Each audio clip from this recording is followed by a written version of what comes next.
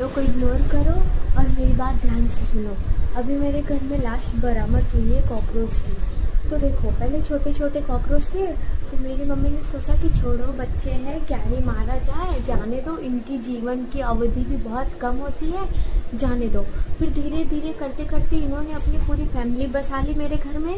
हर एक कोने में कॉकरोच ही कॉकरोच, आटे में कॉकरोच, चावल में कॉकरोच। कितना हमारा नुकसान हुआ।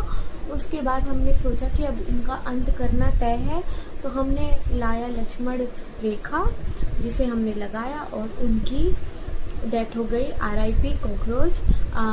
थोड़ा सैड हूँ मैं, बट कोई बात नहीं, तुम्हारी गलती है। हमने बोला था कि कम ही फैमिली लाना, पर तुम्हें पूरा ब्रह्मांड बसाना था यहाँ पर, तो आई एम सो सॉरी।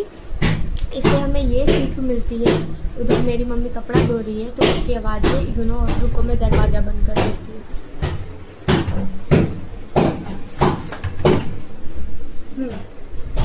इससे हमें ये सीख मिलती है कि तुम अजनबियों को उतना ही अपने घर में आने दो जितना वो उसके लायक है। अगर ज़्यादा एंट्री दी है तो वो आपके सर पे चढ़ जाएंगे। और ये बात किसी के रिलेशन और दोस्ती पे भी लागू होती है कि अपने रिलेशन या अपनी दोस्ती में थर्ड पार्टी को उतना ही आने दो जितना वो आने के लायक हो। अगर ओवर लाओगे तो आपकी चीज़ें ख़राब करेगा, आपका रिलेशन नुकसान करेगा। अब कॉकरोच और इससे क्या लेना देना है वो तो मुझे भी नहीं था। अब मैं डायरेक्ट बोल नहीं सकती थी, इसलिए मैंने सोचा कि एक कॉकरोच मरा है, उसके सहारे ही मैं बोल दूँ। तो अब आपको समझना हो गया, तो शायद समझ गए होगे आप।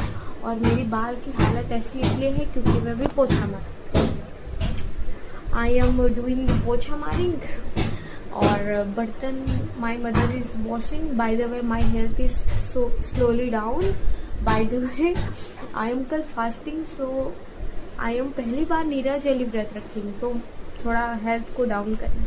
इंग्लिश नहीं आती पर बोलने का ट्राई करेंगे। ज़रूरी नहीं है कि आपको जो चीज़ नहीं आती आप वो करो ही ना।